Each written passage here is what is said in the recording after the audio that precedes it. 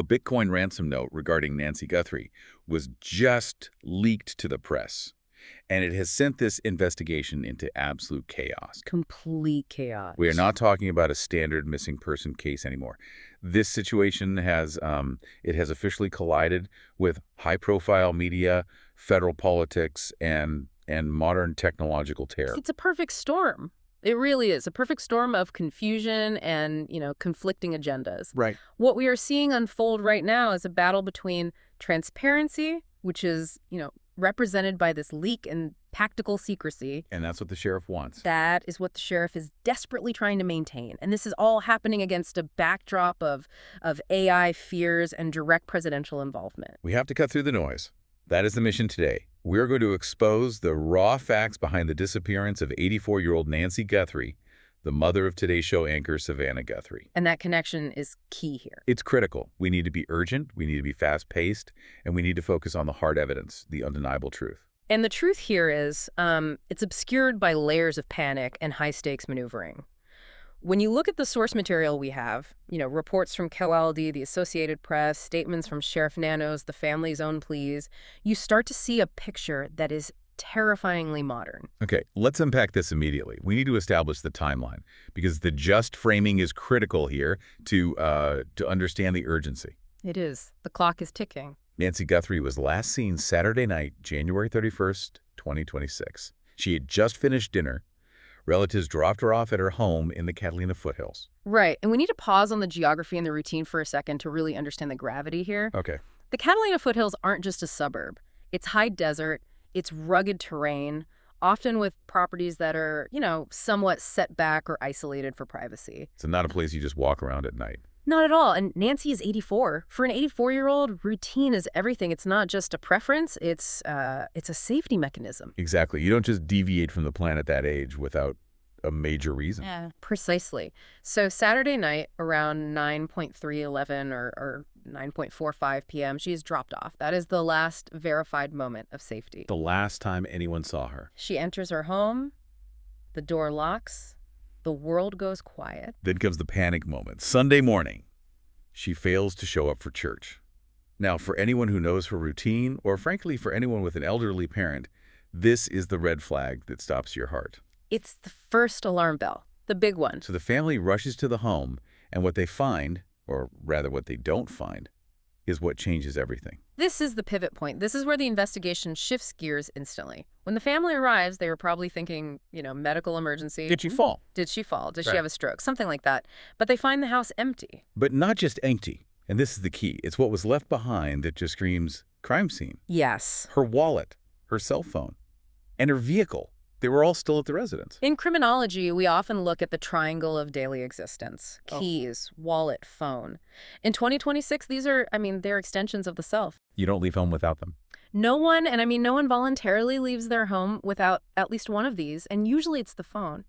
If the car is in the driveway and the keys and wallet are inside, you have eliminated the possibility of a voluntary departure. She didn't just go for a walk? She didn't drive to the store. She didn't go for a long walk and get lost. It eliminates the wandering off theory immediately. Completely. If she had wandered off in a state of confusion, okay, maybe the phone might be left, but the wallet, maybe. Right. But the car is the kicker. It's the final piece. You do not walk out of your house in the Catalina foothills at night or early morning without a vehicle unless you're forced out. That sends a chill down your spine. It screams interruption. It screams force. It does.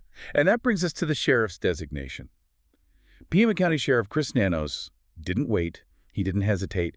They immediately treated this as a crime scene. And that distinction is vital. A missing person search often starts with, search and rescue teams combing the desert looking for someone who might be disoriented. Right. A crime scene designation means detectives, forensics, and sealing the perimeter.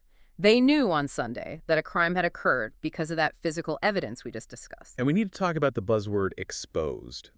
The reports, they mention physical evidence of forced entry. This wasn't a subtle disappearance. Someone broke in. The reports from the Associated Press and local outlets like KOLD describe signs of forced entry. Now, this changes the profile of the offender completely. How so? A sophisticated high-end kidnapper might, pick a lock or use social engineering to get you to open the door. They're quiet. They're ghosts. Exactly. Forced entry, kicking a door, breaking a window is violent. It's aggressive. It suggests the lack of concern for noise or a blitz attack to overwhelm the victim before they can hit a panic button. And considering the victim is 84 years old, that level of aggression is horrifying.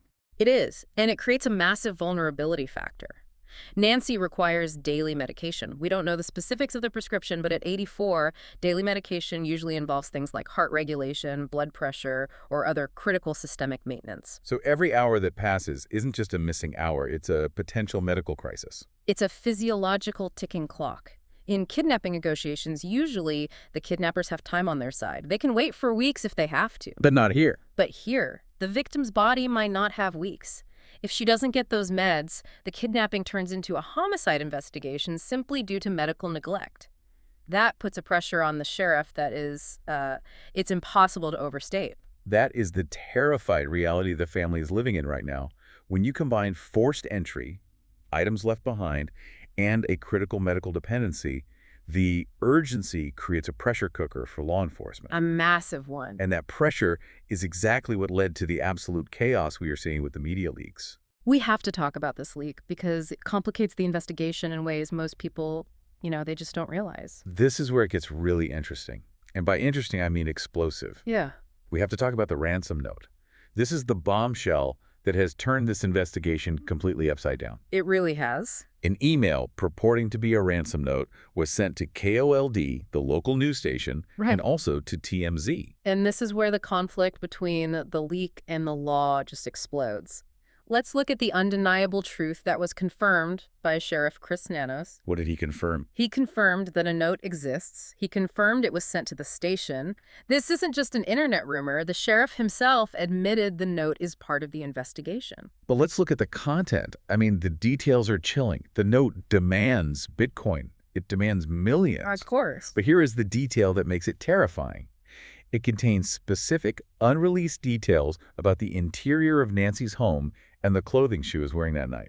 That is what police call holdback evidence, or guilty knowledge. Explain that. When a crime happens, the police release some facts to the public to get help, right? But they hold back specific details. What the victim was wearing, a specific object that was broken, a specific weapon used. They do this for verification. Because crazy people confess to crimes they didn't commit all the time. Right, constantly. In high-profile cases, you get dozens of false confessions or, hoaxers just looking for attention. Right. So if I call the sheriff and say, I have Nancy, the first thing they will ask is, okay, what is she wearing? If I guess a blue dress and she was actually wearing a red sweater, they hang up. They know I'm a fraud. But this ransom note, it had the details. It had the truth. It had the interior description of the home and the specific clothing. That validates the sender. It means the person writing that email either has her or was inside that house. And either option is terrifying. It's a terrifying level of access. And this is where the chaos erupts. We have to analyze the friction here. KOLD received this note on Monday night. They did what you would expect a responsible local news outlet to do. Right. They forwarded it to law enforcement. They held the story. That is the traditional ethical compact between journalism and law enforcement. If publishing a detail endangers the victim's life, you hold it. You wait. KOLD prioritized Nancy Guthrie's safety over the exclusive. They did. But then you have the other side of the media ecosystem, the leak. TMZ obtained the note, and they didn't hold back. No, they did not. They published details before contacting the sheriff. And that is the strategic nightmare, the absolute nightmare. The sheriff is furious, and rightfully so, from an investigative standpoint. Nanos admitted they hoped to keep the note secret. Of course they did. Why? To use it as a trap. If they could have engaged the email sender privately, they might have been able to trace the IP, set up a dialogue, use the secrecy to their advantage. But once TMZ hits publish, the leverage is gone. It's just gone. The information is exposed to the entire world. Now, if someone calls the tip line and says she's wearing a floral blouse and the living room has a beige rug, they don't know who it is. The police don't know if that's the kidnapper or just someone who refreshed the TMZ homepage 5 minutes ago. The internet is erupting over this. You have people furious at the sheriff for trying to hide information, arguing the public could help look if they knew more. That's one camp. And you have people furious at the media for leaking it and potentially burning the entire investigation. It's a total breakdown of trust. It creates what we call a fog of war. Now the investigation is flooded with noise.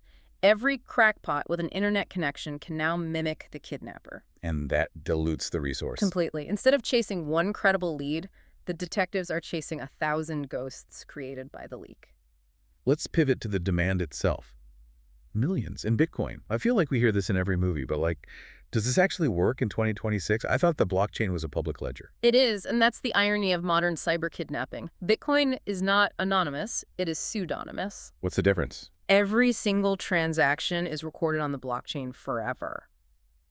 If the family transfers, say, $5 million in Bitcoin to a wallet, the FBI can see that money sit there. They can see exactly when it moves and where it moves to. So why demand it? If the feds can see it, how do you spend it? That's the catch. The criminals are betting on what we call mixers or tumblers. Tumblers. Imagine taking a marked $100 bill and throwing it into a giant dryer with a million other bills from other people, spinning it around, and then everyone grabs a random bill out, the digital trail gets washed. So they try to launder it on the blockchain itself. Exactly, but it's very risky. The FBI has gotten very, very good at tracking these movements. You remember the Colonial Pipeline hack? Of course. The FBI clawed back a huge chunk of that Bitcoin ransom. So demanding Bitcoin suggests a criminal who thinks they are smarter than the FBI's cyber division. It suggests a certain level of arrogance. Or desperation. Or desperation. But speaking of technology, this brings us to the most terrifying aspect of this deep dive. The AI fear. This is a new era of kidnapping. We aren't just dealing with a ransom note. We are dealing with a family demanding proof of life and not trusting what they see. This is a huge shift. It connects directly to the bigger picture of where we are technologically in 2026. Savannah Guthrie and her family, they released a video appeal. They said they are ready to communicate, they are ready to negotiate, but they need proof. And in the past, that meant something simple. Right. In the past, that meant send a photo of her holding today's newspaper. The classic hostage trope. Right. But today, in 2026, that is completely worthless. Because of deepfakes. Exactly. The FBI has issued specific warnings about virtual kidnapping scams. We have to explain how easy this has become for people who don't follow this stuff. Please do. We have generative adversarial networks, Jans, that can take just a few photos of a person and generate a video of them doing or saying anything you want. And think about the source material here. Savannah Guthrie is on television every single day. Right. Nancy Guthrie has likely been in family photos, on social media posts, maybe even in clips on the Today Show over the years. There's a lot of data out there. The training data is infinite. It's a gold mine for an AI. If I wanted to create a deepfake of a random person off the street, I might struggle to get the voice right. But for a high-profile family, the voice samples are everywhere. So a criminal could. A sophisticated criminal ring could scrape that audio, clone Nancy's voice, and have her say, "Savannah, please pay them, I'm scared." And it would sound exactly like her. To the naked ear, yes, Yeah. absolutely. And that is the terrified reality the Guthrie family is facing. They cannot trust their own senses. I can't even imagine that. Imagine the psychological torture of that. You get a video of your mother begging for help, and your first reaction isn't relief that she's alive, it's suspicion. You have to hand it to a forensic analyst to tell you if it's real pixels or just math. It changes the entire dynamic of ransom negotiations. The standard of proof has skyrocketed. So if a photo isn't proof and a video isn't proof, what is? That is the billion-dollar question. It really is. They likely need something that cannot be synthesized. This usually means specific knowledge that isn't on the internet. Like a secret password. Something like that. Asking a question like, what's the name of the dog we had when I was 7? Or what did we talk about at dinner 3 weeks ago? Something deeply personal. Information that hasn't been digitized. Exactly. But remember what happened with the leak? The ransom note. The ransom note contains specific information about the house interior. What if that information was obtained by hacking a home security camera or a smart speaker? Then the kidnappers might have audio, too. They might have been listening. They might know those private details. Which brings us right back to the chaos. If the kidnappers have been listening, they might know the answer to the secret question, too.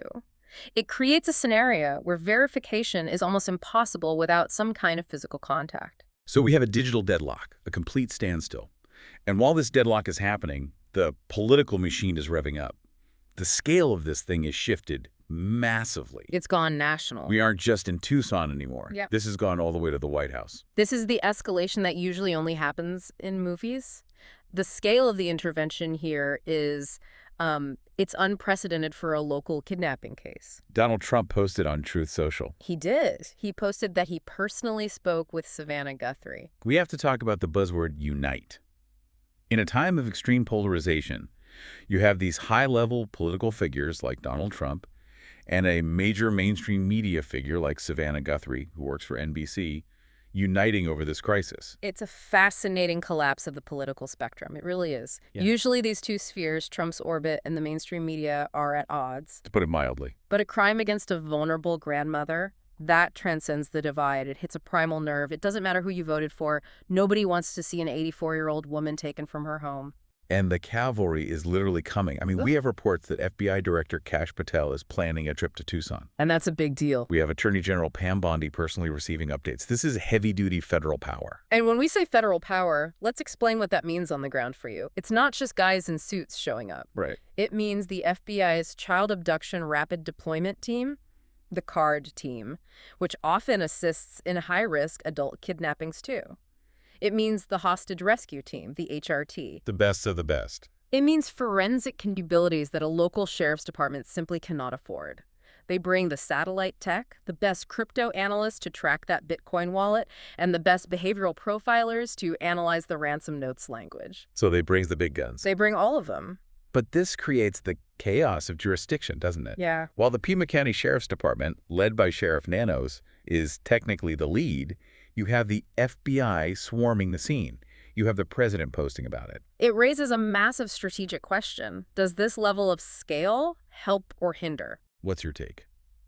Well, the pressure on Sheriff Nanos is now crushing. Absolutely crushing. He has the national media leaking his evidence, he has the president promising results, and he has the FBI director looking over his shoulder.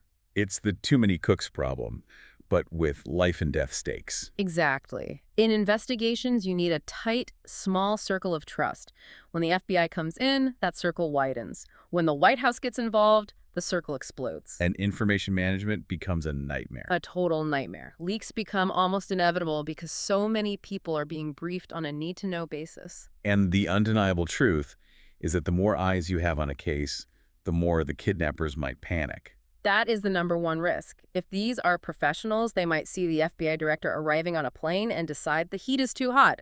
They cut their losses. And cutting their losses in a kidnapping often means silencing the victim. It's the worst-case scenario. That is a terrifying thought.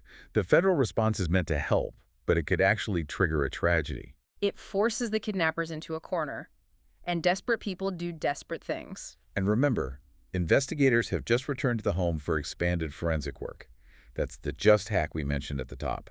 This isn't a cold case. Right. They are back at the house right now looking for anything that might have been missed in the initial chaos. The return to the scene is significant. It's very significant.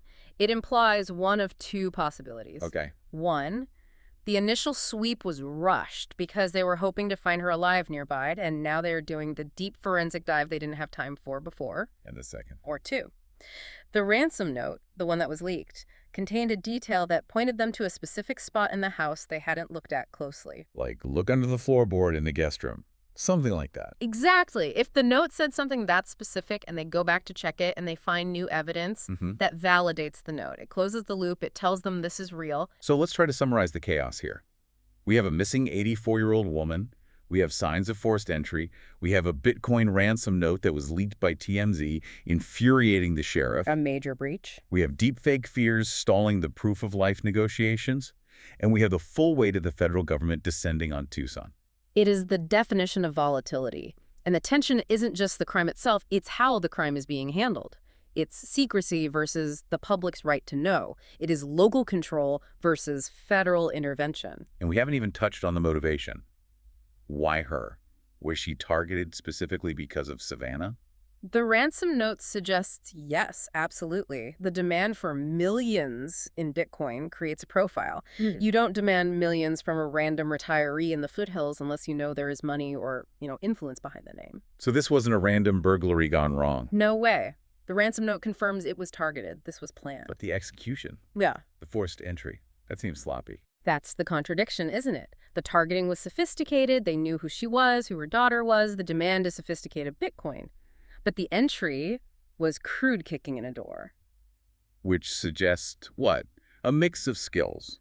Maybe a mastermind and some hired muscle. That is a very common dynamic in these cases. A shot caller who is tech savvy, who planned it, and local talent who does the dirty work. And that's the weak link. And that is often where these rings crack. The local muscle makes a mistake, they leave a fingerprint, they get seen on a neighbor's doorbell camera. Or they caulk. They always talk, it's just a matter of time. Let's talk about the sheriff's position again, Chris Nanos.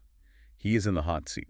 He publicly warned against spreading false information online. He is fighting a war on two fronts. He is fighting the kidnappers to save Nancy, and he is fighting the rumor mill to save the investigation. It's an impossible job. It is. When the sheriff says don't spread unverified accusations, he is pleading with the public to stop muddying the water for his detectives. Because every false lead burns precious resources. Exactly. If 1,000 people call in because they saw a white van that looks like one described in a fake tweet, that is 1,000 hours of police time wasted. Time that Nancy Guthrie does not have. And remember the medication.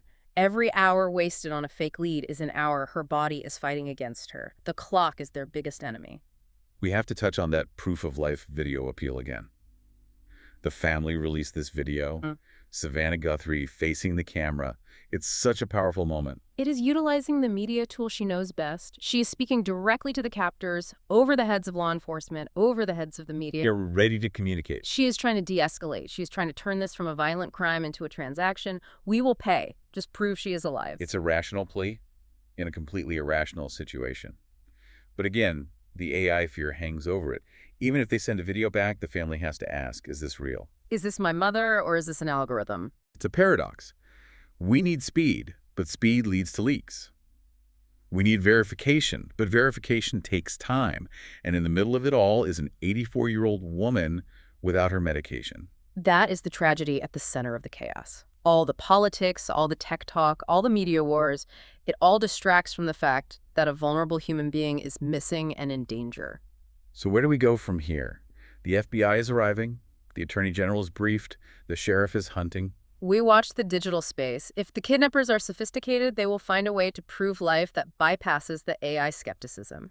They might use a specific code word that was agreed upon or a physical token. Like sending a personal item, a piece of jewelry. Exactly. Sending a ring, sending a handwritten note handwriting is harder to forge perfectly than a voice sometimes, especially in a forensic analysis. They have to move from the digital back to the physical to prove reality. It is the collision of the Stone Age and the Space Age. It is. Brute force entry and Bitcoin ransoms, handwritten notes and AI deepfakes. That is what makes this case so fascinating and so utterly terrifying.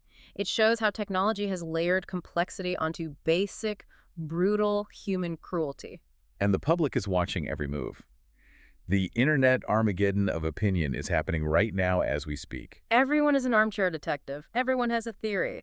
And that noise, all that noise, makes it harder and harder to hear the signal. We have covered the timeline, the note, the AI, the politics. It is a sprawling, unbelievable mess. But the core is simple. Nancy Guthrie is missing, and she needs to be found. The undeniable truth is that someone out there knows where she is. And that person is holding all the cards right now. Until the feds kick down their door. Or until the internet sleuths find a mistake in the ransom note that TMZ published for the world to see. That brings us to the final, polarizing question. The neutral moderator stance. We have laid out the facts. We have exposed the conflict. This is the critical ethical debate of the day, really. It's happening right here. The sheriff wanted to keep the ransom note a secret to catch the kidnappers. He wanted to use the guilty knowledge to filter out the fakes and find a real lead. A valid police strategy. The media TMZ specifically leaked it to the world, arguing the public has a right to know and could potentially help. It's the classic security versus transparency trade-off, played out in real time with a life on the line. Now that the chaos has erupted, we have to ask you, do you agree with the sheriff attempting to hide the note to protect the investigation? Or does the public deserve the undeniable truth immediately, regardless of the consequences? Did the leak help by raising awareness and putting pressure on the kidnappers? Or did it doom the investigation by destroying the best piece of evidence they had? Let us know what you think.